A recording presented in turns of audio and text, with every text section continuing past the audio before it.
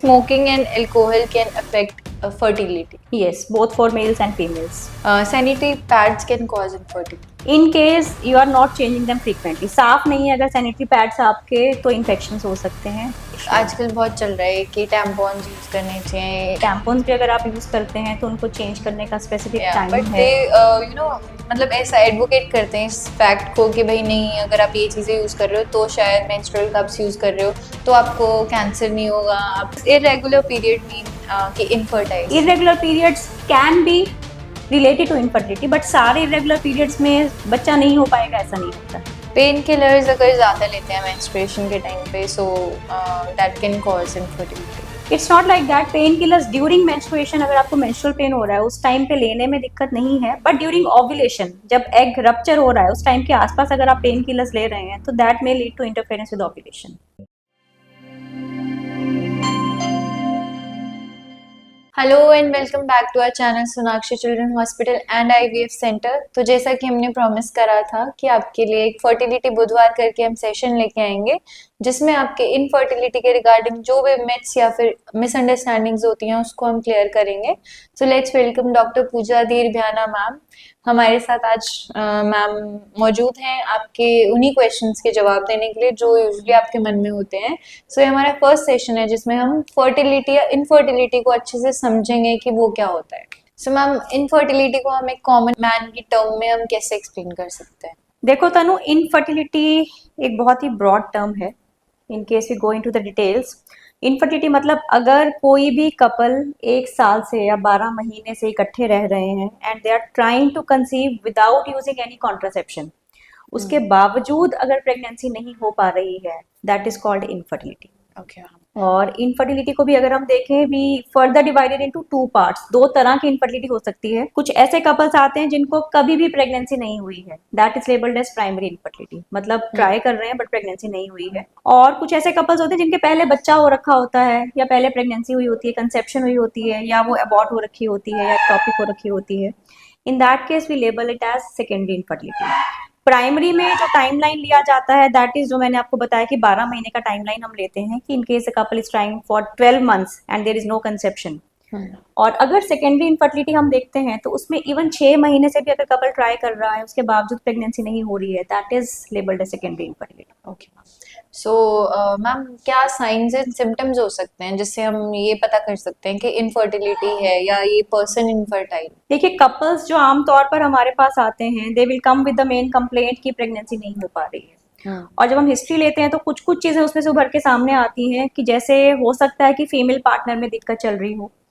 For example, periods irregular हैं, periods time पे नहीं आ पा रहे हैं. The patient may be having history of की पॉलिसिस्टिक ओवरी या पीसीओएस किसी ने लेबल किया हुआ है उसको.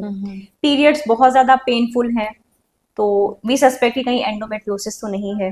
तो यस, माहवारी की अगर दिक्कतें आती हैं, in that case it can be one thing which can be correlated to infertility. कभी कभार संबंध बनाने में दिक्कतें आ रही होती हैं. फीमेल्स में भी suffering from what we call as vaginismus. Vaginismus मतलब रिलेशन नहीं बना पाती है फीमेल, अपने आप को एकदम टाइट कर लेती है मसल्स को whenever the male tries to have sexual intercourse. तो अगर ऐसी हिस्ट्री है then the patient may be infertile because of these reasons. Then males में दिक्कतें हो सकती हैं, जैसे कि मेल्स में chief complaints could be in the form of कि रिलेशन बनाने में दिक्कत आ रही है, इरेक्टाइल डिस्फंक्शंस हैं, इजैकुलेटरी डिस्फंक्शंस हैं.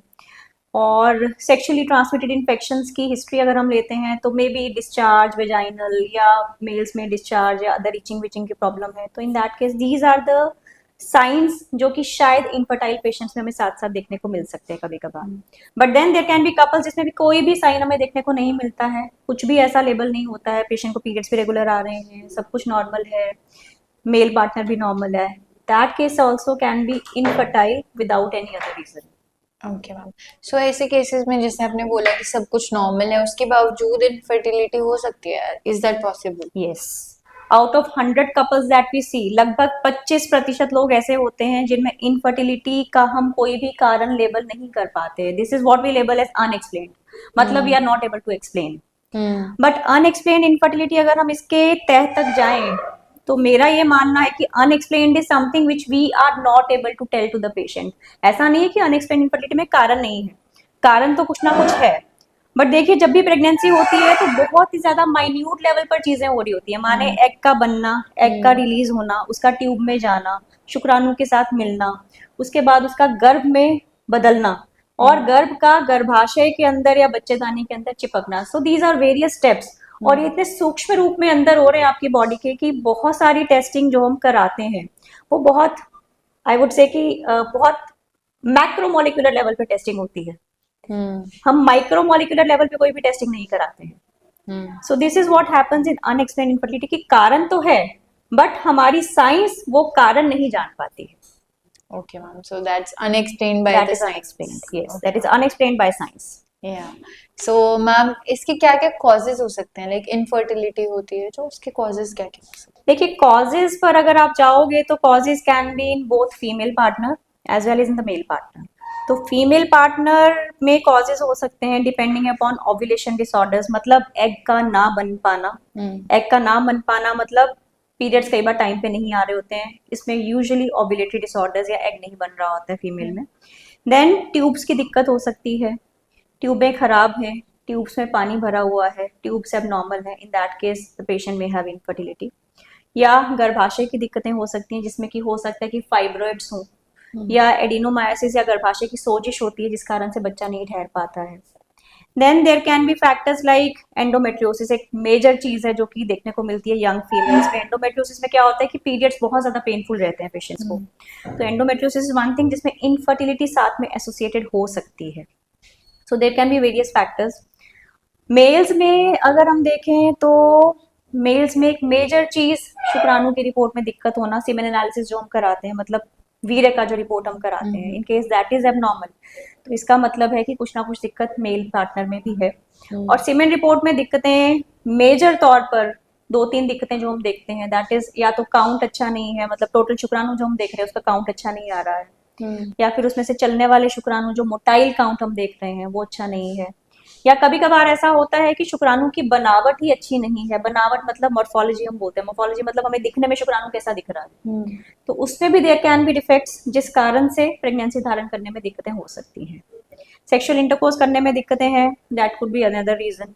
और हमने अनएक्सप्लेन्ड लेबल किया एक पेशेंट को, तो अनएक्सप्लेन्ड में भी अगर हम मेल्स में देखें सीमेन रिपोर्ट्स नॉर्मल आ रही है मेल्स में, but then again I would say कि सीमेन रिपोर्ट्स हम करते हैं दे आर एट अ, मतलब जो हमें बहुत मोटे तौर पे नजर आता है, बारीकी से हम नहीं कर पाते हैं उस चीज को। तो फंक्शनल कैपेसिटी मतलब शुक्राणु अंडे के साथ मिल पा रहा नहीं मिल पा रहा, उसकी टेस्टिंग हम कभी नहीं कर सकते रूटीन टेस्टिंग में। तो yes there can be many reasons male और फीमेल दोनों में इनफर्टिलिटी के। Okay ma'am.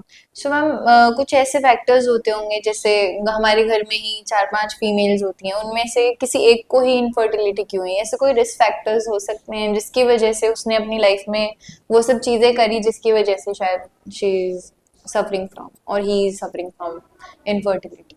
देखिए आपने जो स्पेसिफिकली लेबल किया कि उसने ऐसा करा जिसके कारण से इनफर्टिलिटी हुई बहुत बार तो आई वुड से कि यूजुअली खुद का कोई दोष नहीं होता है इनफर्टाइल पेशेंट्स में, बट एक चीज जो शायद मैं पिन पॉइंट करना चाहूंगी, one thing which can B acquired, मतलब आ सकती है आपको, that is sexually transmitted infections. Infections जो होते हैं योनि मार्ग से आने वाले, एसटीआईज बोलते हैं हम उन्हें। इन दैट केस अगर आपको कोई इन्फेक्शन हुआ है तो देर कैन बी रीजन कि ट्यूब्स में कोई दिक्कत आई, इन्फेक्शन हो, उस कारण से ट्यूब्स में दिक्कत आनी शुरू हो जाए। तो सेक्सुअली ट्रांसमिटेड इन्फेक्शंस जो आपने बोला कि कुछ किया, उसमें एक मेजर चीज है कि मल्टीपल सेक्सुअल पार्टनर्स ना हो। तो yes you have a single partner, उसमें चांसेस कम रहेंगे सेक्सुअल इन्फेक्शंस के। मल्टीपल पार्टनर्स के साथ हमेशा ज्यादा रहते हैं सेक्सुअल इन्फेक्शंस होने के। सो लोगों को अपनी लाइफ के साथ नहीं खेलना चाहिए, they should be particular about some things, they should save themselves from these things, और there should be a proper protection, मतलब कॉन्डोम के फॉर्म में एक अच्छी प्रोटेक्शन होनी चाहिए जिसमें कि इन्फेक्शंस के चांसेस कम है। Okay ma'am. एंड अदर चीजें, जैसे कई लोगों को लगता है कि इनफर्टिलिटी को हम ट्रीट नहीं कर सकते, तो इज दैट पॉसिबल कि हम इनफर्टिलिटी को थोड़ा ट्रीटमेंट करके उसको इम्प्रूव कर सके? Yes, in most of the patients, मतलब बहुत सारे कपल्स ऐसे होते हैं जिनमें treatment is possible. I would से, मतलब मैं अपने पेशेंट्स को यही बोलती हूँ कि ट्रीटमेंट तब पॉसिबल नहीं होता है जब आपकी गर्भाशय नहीं है, या आपकी गर्भाशय की लाइनिंग या एंडोमेट्रियम इतनी खराब हो चुकी है कि आपको पीरियड बिल्कुल नहीं आ रहा है। दीज आर द कंडीशन जहाँ पे इनफर्टिलिटी का ट्रीटमेंट करना थोड़ा मुश्किल हो जाता है, but otherwise rest of the conditions बहुत बार ट्रीटेबल होती हैं, they can be treated by different ways, medicine के जरिए, आईयूआई के जरिए, आईवीएफ के जरिए, whatever techniques we have. तो बहुत सारे पेशेंट्स की इनफर्टिलिटी का समाधान किया जा सकता है। So ma'am what is the best treatment जो आप रिकमेंड करना चाहोगे कि अगर इनफर्टिलिटी है तो you should go through this देखो, there is treatment? No treatment which is actually best. Hmm मतलब सबके लिए एक ट्रीटमेंट बेस्ट नहीं हो सकता, क्योंकि एक ही साइज में सब लोग फिट नहीं होते हैं। हम्म तो for each couple there is a specific treatment. Suppose a couple comes to me और 1.5 साल मैरिड लाइफ है, सब कुछ नॉर्मल है, तो may B will plan on ovulation induction. Ovulation induction मतलब सिर्फ दवाइयों पे देखा जाए। कपल को ज्यादा लंबा टाइम हो गया है, और फैक्टर्स हैं, मे बी आईयूआई या इंट्रायूट्राइन इंसेमिनेशन का ट्राई किया जाए। बहुत ज्यादा लंबा टाइम हो गया है, मेल फैक्टर है, मतलब पुरुष में शुक्राणु की बहुत ज्यादा कमी है, फीमेल फैक्टर भी साथ में, तो इन दैट केस आईवीएफ का भी सहारा लिया जा सकता है।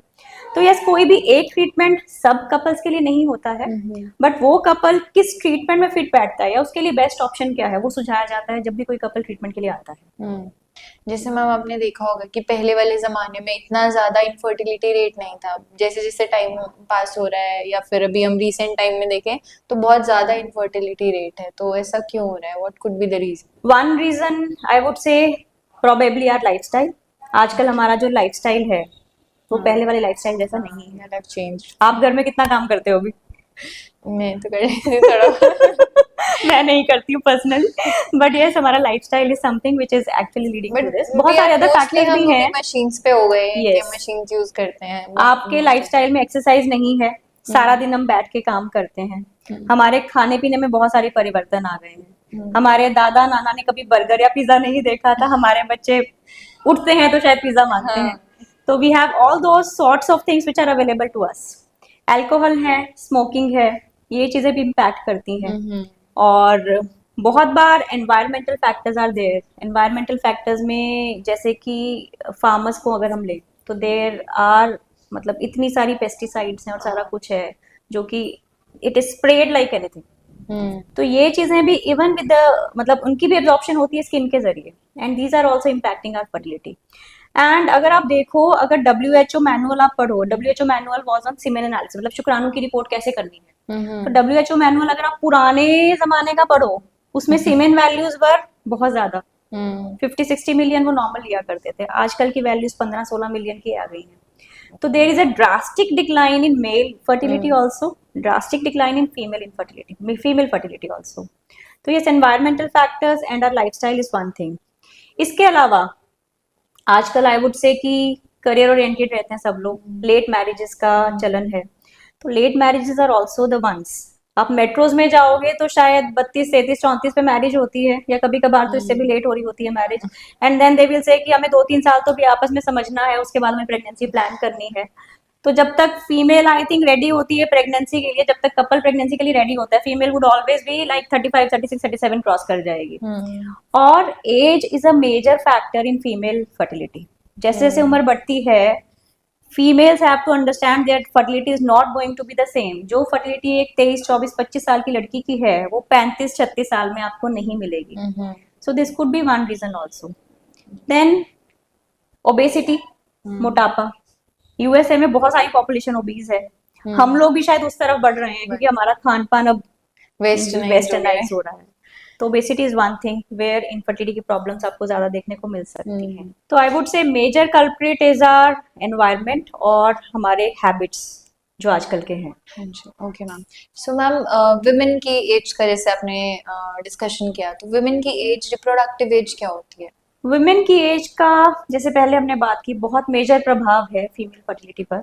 क्यों? क्योंकि जब भी कोई बच्चा या कोई भी फीमेल माँ के पेट में होता है तो वो ओवरी या अंडाशय जो होता है उसमें फिक्स नंबर ऑफ एग्स होते हैं। तो बच्चा एक फिक्स नंबर ऑफ एग्स के साथ पैदा होता है, मतलब कोई भी लड़की फिक्स नंबर ऑफ एग्स के साथ पैदा होती है। और जैसे जैसे एज बढ़ती है, पीरियड स्टार्ट होते हैं, और with passing of time each period will consume certain eggs. मतलब हर महीने कुछ ना कुछ एग्स की खपत होती जाती है और धीरे धीरे वो एग्स का नंबर कम होता जाता है। तो अगर हम देखें तो early 20s and till 30s में female has a maximum fertility potential, और बियॉन्ड 30-35 के बाद ये फर्टिलिटी पोटेंशियल डिक्लाइन होना शुरू हो जाता है, नीचे जाना शुरू हो जाता है। तो female fertility is maximum during 20s and 30s, 30s मतलब अर्ली 30s, और उसके बाद बियॉन्ड 35 या 37 ईयर्स ये फर्टिलिटी पोटेंशियल हमेशा डिक्लाइनिंग ट्रेंड्स की तरफ जाता है। तो एज इस तरह से एक मेजर रोल प्ले करती है। जब भी हम किसी पेशेंट का ट्रीटमेंट कर रहे होते हैं उसमें आई वुड से हमेशा पेशेंट की एज पूछी जाती है, पेशेंट मतलब फीमेल पार्टनर की एज पूछी जाती है, क्योंकि उससे हम निर्धारित कर लेते हैं कि हमारे कौन से ट्रीटमेंट में सक्सेस रेट ज्यादा आने वाला है in case we are treating the couple. And आपने शायद AMH सुना होगा। AMH is anti Mullerian hormone. Anti Mullerian hormone जो पेशेंट्स ट्रीटमेंट ले रहे हैं इनफर्टिलिटी का, दे वुड बी नोइंग कि क्या है, क्योंकि बहुत बार पेशेंट्स का AMH कराया जाता है। AMH इज अ हार्मोन जो हमारी अंडाशय से निकलता है और बताता है कि एग्स की मात्रा कितनी है ओवरी में, और जितना ये वैल्यू अच्छा आ रहा है दैट मीन्स आपका फर्टिलिटी पोटेंशियल उतना अच्छा है, या आपका time period of fertility potential is मतलब ज्यादा अच्छा स्पैन है। अगर ये लेवल कम है दैट मीन्स एग की मात्रा कम हो रखी है। तो AMH is one which declines with passing age. आपकी ओवरी के एग्स का नंबर कम होता है, आपकी फर्टिलिटी पोटेंशियल भी डाउन होता है। क्यों? क्योंकि नंबर के साथ साथ अगर हम देखें गुणवत्ता, मतलब quality of eggs also starts decreasing with age. Okay ma'am. So ma'am, जैसे इनफर्टिलिटी बोला जाता है, हमारी पेट्रियार्कल सोसाइटी में बोला जाता है कि हर बार जब भी कंसीव नहीं कर पा रहे या बच्चा नहीं हो पा रहा तो सिर्फ वुमेन को टारगेट किया जाता है। तो क्या सिर्फ इनफर्टिलिटी एक वुमेन का इशू है? Not at all. ये बहुत बड़ा मिथ होता है, लेकिन लोग यही आज के टाइम पे मानते हैं। मतलब अभी तो चलो बहुत एजुकेशन आ गई तो लोग थोड़ा बहुत मान लेते हैं, बट पहले यही लगता था कि नहीं, अभी भी इसी कुछ की कुछ वजह से होता सिनेरियोज ऐसे देखने को मिलते हैं कि female would have been taking treatment 6 साल 7 साल से लगातार, बेचारी दवाइयां खाती जा रही है, ट्यूब का टेस्ट भी करा रही है, अल्ट्रासाउंड भी करा रही है, ओव्यूलेशन इंडक्शन भी ले रही है, सब ट्रीटमेंट्स करा रही है। And you when you look into the report, so 6 साल में कोई रिपोर्ट हस्बैंड की हुई तो दे विल से नहीं हुई है। There are certain patients still who come to us like this. और आज भी डेफिनेटली यू आर यस, मतलब you are true in saying कि माना जाता है कि इनफर्टिलिटी फीमेल्स का इशू है, बट एक्चुअल में ऐसा मतलब ये सच्चाई नहीं है। अगर आप इनफर्टिलिटी के कारणों को देखो तो almost 40 to 50% of causes of infertility are contributed by the male partner. That's equivalent that is almost. Equivalent, that is equivalent, मतलब फीमेल्स में भी इनफर्टिलिटी के कारण उतने ही मिल सकते हैं, मेल्स में भी उतने ही दोष मिल सकते हैं। तो बहुत बार होता है कि सासू माँ विल कम विद बहू को लेकर आएंगी एंड शी विल से इसकी चेकिंग कर लो सारी, इसकी जांच कर लो जी, बच्चा क्यों नहीं ठहर रहा है। तो हमारा एक ही सवाल होता है, आदमी की जांच कराई क्या? आदमियों में तो या पुरुषों में सिर्फ एक ही रिपोर्ट है जो हम कराते हैं, major report, this is semen analysis, वीरे का टेस्ट। फीमेल से बहुत सारी टेस्टिंग करानी पड़ती है। So yes, before planning out the treatment I would recommend, मैं सभी औरतों को भी, सभी पुरुषों को भी, सभी सास और आई वुड से बड़े बूढ़ों को भी यही बोलना चाहूंगी कि अगर आप अपने घर में किसी का इलाज करवा रहे हो तो फीमेल के इलाज के साथ साथ आदमी की पानी की रिपोर्ट, आदमी के वीरे का जांच जरूर करवा लें, बिकॉज दोनों में ही कारण निकल सकते हैं। सो मैम, मेल में जो इतना इनफर्टिलिटी का जो डिक्लाइन हो, मतलब फर्टिलिटी का जो डिक्लाइन हो रहा है, वो किस वजह से हो रहा है? मेल्स में भी विल से कि बहुत बार तो देखो we are not sure about कि क्यों ऐसा हो रहा है, बट आवर लाइफस्टाइल और हमारी environment are the major culprits. हमारा खान पान ऐसा है, हमारा सेडेंट्री हैबिट है, एक्सरसाइज नहीं है, हमारी डाइटरी हैबिट्स फुल्ली कन्वर्ट हो गई हैं, हमारे स्लीप साइकिल्स ऑल्टर्ड हैं। तो all these factors are actually leading to a decrease in fertility. Okay ma'am. Ma'am, ऐसा हो सकता है जैसे फीमेल्स के लिए हम ट्रीटमेंट्स कुछ करते हैं तो मेल्स के लिए भी ऐसा हो कि उनकी फर्टिलिटी इंक्रीज हो जाए, ऐसा कोई ट्रीटमेंट होता हो? देखो, सबसे पहले तो focus on the things which are causing that, मतलब इनफर्टिलिटी का जो कारण बन रही है। लाइफस्टाइल में अगर आपको मोटापा है तो try to decrease your weight, weight control करना है। डाइट अगर आपकी अच्छी नहीं है, आपका हेल्दी डाइट नहीं है, तो हेल्दी डाइट इंक्लूड करनी है। हेल्दी डाइट में जब मैं बात कर रही हूँ तो it is important to know कि ग्रीन लीफी वेजिटेबल्स या हरे पत्ते वाली सब्जी थोड़ी ज्यादा रखनी है, फ्रूट्स थोड़े ज्यादा रखने, because they are rich in antioxidants. Antioxidants क्या है? बेसिकली हमारी बॉडी को बहुत सारे ऑक्सीडेटिव स्ट्रेस से बचाते हैं और सीमेंट प्रोडक्शन में या स्पर्म को भी इम्प्रूव करते हैं। और नट्स अगर आप इंक्लूड करते हैं अपने डाइट में, नट्स मतलब अखरोट लीजिए, बादाम लीजिए, they are good for your health. और देन सीड्स आते हैं, सनफ्लावर सीड्स हैं, आजकल मिक्सचर आ जाते हैं, किसी भी दुकान पे जाओ तो these mixtures are easily available, sunflower seeds, अलसी एंड ऑल। तो ये आप मिक्सचर्स कंज्यूम कर सकते। I think I have waved from the topic. We were like कि मेल्स हाउ में, to manage male infertility. Yes, improving the diet, and exercise अगर आप कर रहे हैं, एक्सरसाइज से आपकी फर्टिलिटी बूस्ट होने के पूरे पूरे चांसेस हैं। आप अपना वेट कंट्रोल कर रहे हो, अपनी बॉडी को कुछ ऐसे एंडोर्फिन दे रहे हो जो कि which are good for your health, then exercising is good. Then आपकी हैबिट्स अगर हैं, आप बहुत ज्यादा शराब पी रहे हैं या आप स्मोकिंग कर रहे हैं, तो ये मानिए कि आप अपने लीवर को भी डैमेज कर रहे हैं, लंग्स को भी डैमेज कर रहे हैं, इनके साथ अपनी फर्टिलिटी को भी कम कर रहे हैं। These are not the things जो कि आपकी लीवर और लंग को खराब करेंगी, बट आपके स्पर्म के ऊपर भी प्रभाव डालने डालने वाली है। देन फार्मर्स अगर हैं, तो मेरी राय उनकी, मतलब whenever a patient comes to us और वो ऑक्यूपेशन अपना बताता है कि मैं फार्मिंग कर रहा हूँ, तो आई ऑलवेज एडवाइस कि अगर आप खुद से स्प्रेइंग कर रहे हैं दवाइयों की, तो कोशिश कीजिए अपने आप को ढक के स्प्रे करें जब भी आप स्प्रे कर रहे हैं मेडिसिन का। स्लीप साइकिल आपका ऑल्टर्ड है, आजकल सबके हाथ में मोबाइल है, और आई थिंक नाइट टाइम पे इट इज समथिंग जो शायद सब लोगों के पास आजकल मोबाइल होने के कारण है कि आप रात को देख के अपना फोन, या तो आपका नेटफ्लिक्स चल रहा है या कुछ और चल रहा है, तो कोशिश करो नाइट टाइम पे अपना फोन ऑफ रखो। These lights are actually not good for your, I would say, sleep के लिए। आपका स्लीप साइकिल पूरा डिस्टर्ब करती है। तो नाइट टाइम मतलब अपना स्लीप साइकिल अगर आपका ऑल्टर्ड है, आप डे टाइम में लेट उठ रहे हैं, रात को बहुत लेट सो रहे हैं, तो कोशिश करो अपने स्लीप साइकिल को अच्छा करने की। Then stress management is one thing, stress is one thing, stress पे हमने बात ही नहीं की अभी तक आई थिंक। तो stress is one thing which can actually lead to infertility sometimes. Covid time में अगर हम देखें, तो कोविड टाइम में people were in stress because of Covid, but जो लोग बहुत ज्यादा heavy work in the sense बहुत ज्यादा बिजी लाइफ जी रहे थे, शायद वो एकदम से फ्री हो गए, and some of our patients naturally conceive करके आए आराम से। तो दिस इज रेट्रोग्रेड थिंकिंग कि हाँ उस टाइम पे शायद दे वर थोड़ा सा stress free from their jobs also, जिस कारण से कंसेप्शंस हुई। तो stress is one thing, stress manage करना बहुत जरूरी है अगर इनफर्टाइल कपल कोई भी हमारे पास आ रहा है, बिकॉज स्ट्रेस को अगर आप मैनेज करते हो तो आपकी बॉडी ऑटोमेटिकली रिलैक्स हो जाती है। एंड मैनेजमेंट में आप you can go for yoga, you can go for meditation, you can go for other relaxation techniques, या आपकी हॉबीज कुछ हैं तो उनको परस्यू कीजिए। So these things can be taken care of. इसके बाद मैम कुछ ऐसी हेल्थ कंडीशंस हो सकती हैं जो कि मतलब इंक्रीज कर देती हैं इनफर्टिलिटी को। ऐसी कौन सी हेल्थ कंडीशंस हो सकती हैं जिनकी वजह से इनफर्टिलिटी कॉज होती है? डाइट हमने बात की, हाँ। सेडेंटरी लाइफस्टाइल हमने बात किया, I not going to detail again. Alcohol smoking हमने बात किया। देन कुछ ऐसी चीजें हैं जो शायद कंडीशंस ऐसी हैं जो कि इनफर्टिलिटी कॉज कर देती हैं फीमेल्स में। Medical, I would talk about medical conditions now. Females में हो सकता है कि पीसीओ की दिक्कत हो, पॉलिसिस्टिक ओवरी, जिसमें कि एग नहीं बन पा रहा है। एंडोमेट्रियोसिस, पीरियड्स पेनफुल हैं। अंडाशय में कुछ कुछ गांठें बन जाती हैं, खून की गांठें बन जाती है एंडोमेट्रियोसिस में। पीरियड्स पेनफुल होने के साथ साथ बहुत बार दिक्कतें आती हैं प्रेगनेंसी करने में भी।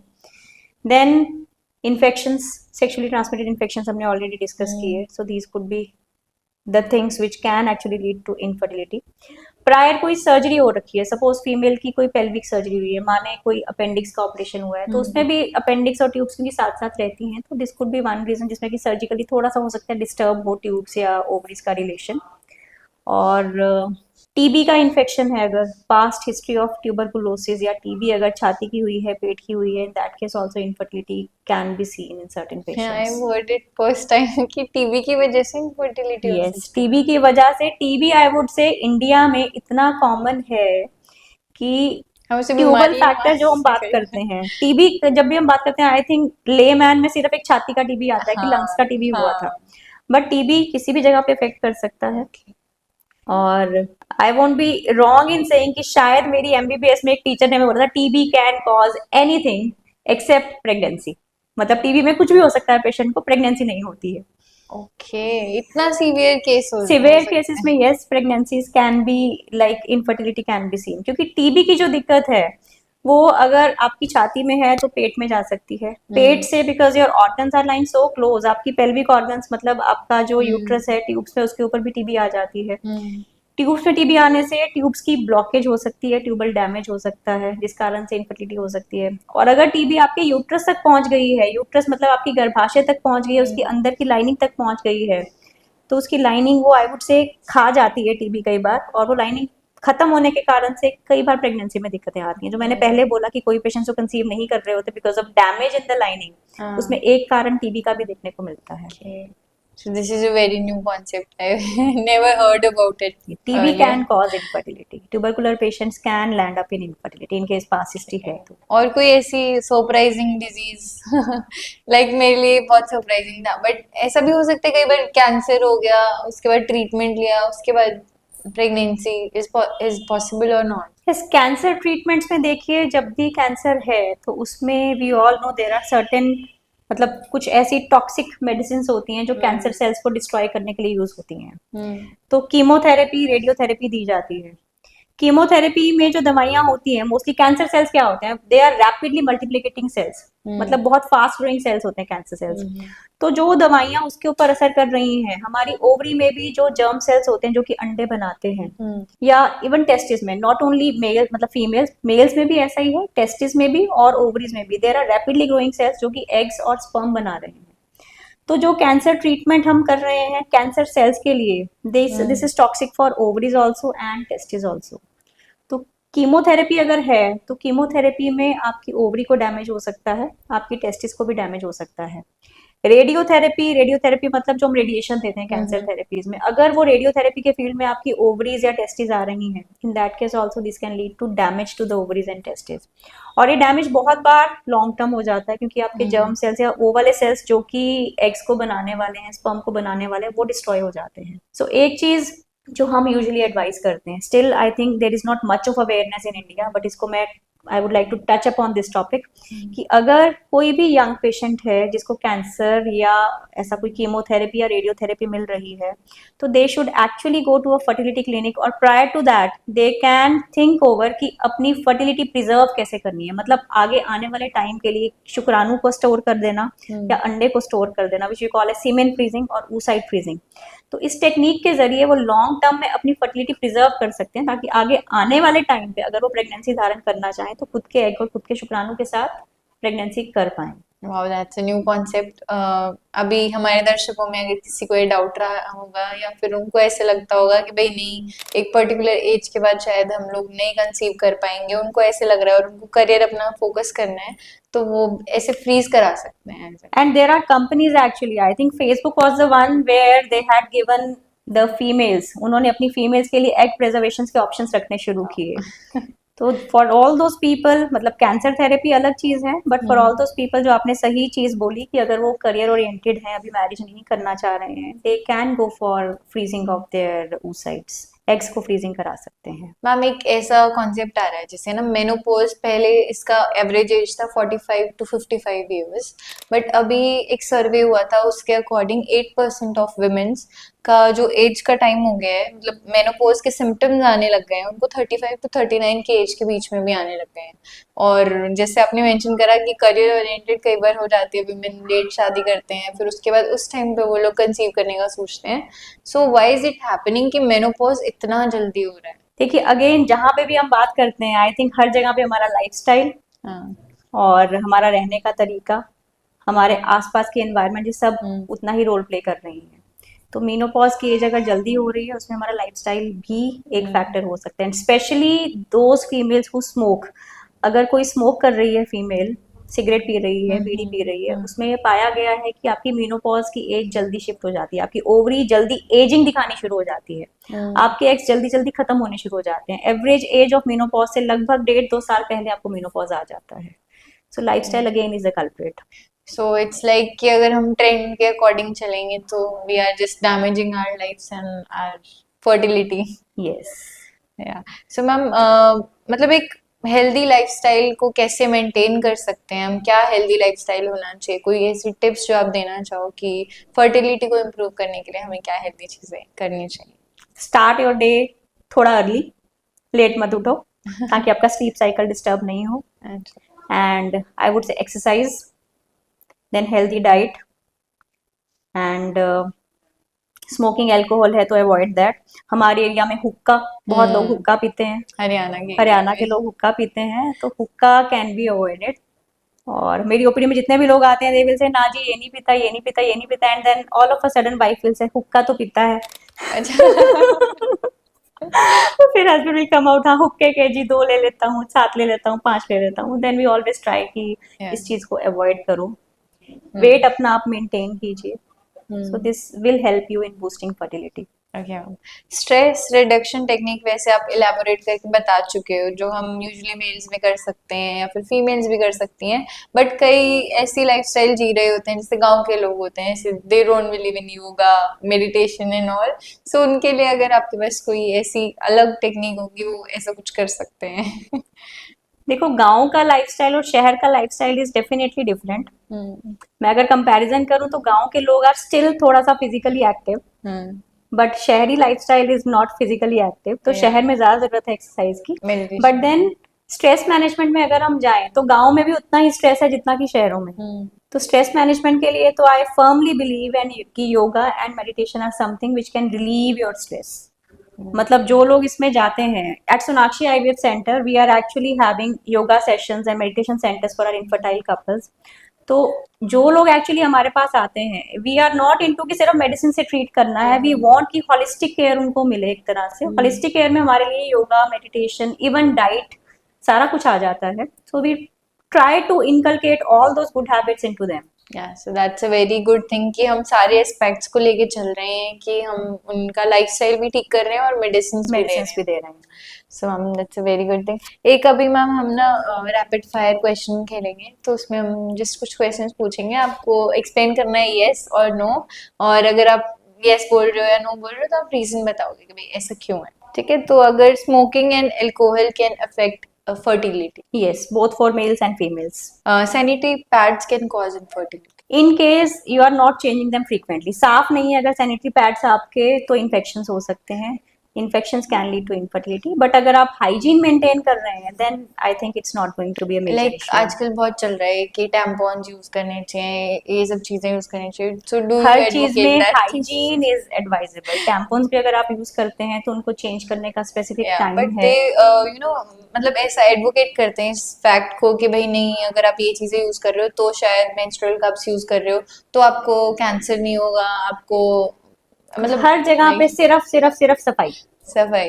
Yes. Okay ma'am, so does irregular period mean कि इनफर्टाइल है a person? Irregular periods can be related to infertility, but सारे इरेगुलर पीरियड्स में बच्चा नहीं हो पाएगा ऐसा नहीं होता है। पेन किलर्स अगर ज्यादा लेते हैं मेंस्ट्रुएशन के टाइम पे, so that can cause infertility? It's not like that. Pain killers during menstruation, अगर आपको मेंस्ट्रुअल पेन हो रहा है उस टाइम पे लेने में दिक्कत नहीं है, बट ड्यूरिंग ओव्यूलेशन जब एग रप्चर हो रहा है उस टाइम के आसपास अगर आप पेन किलर्स ले रहे हैं तो that may lead to interference with ovulation. So thank you so much for, अगर आपने वीडियो लास्ट तक देखी है, थैंक यू सो मच, आप यहाँ तक बने रहे। तो आपको हमारा सेशन कैसा लगा आप कमेंट्स करके बता सकते हैं। अगर आपको हमारा सेशन पसंद आया तो आप लाइक कीजिए और हमारे चैनल को सब्सक्राइब कीजिए और बेल आइकन को प्रेस कीजिए, ताकि ऐसे इन्फॉर्मेटिव सेशंस हम आपके लिए और जो लेके आ रहे हैं आपके पास नोटिफिकेशन आ सके उसकी। Thank you so much ma'am for this thank you informative so session. Much. Thank you.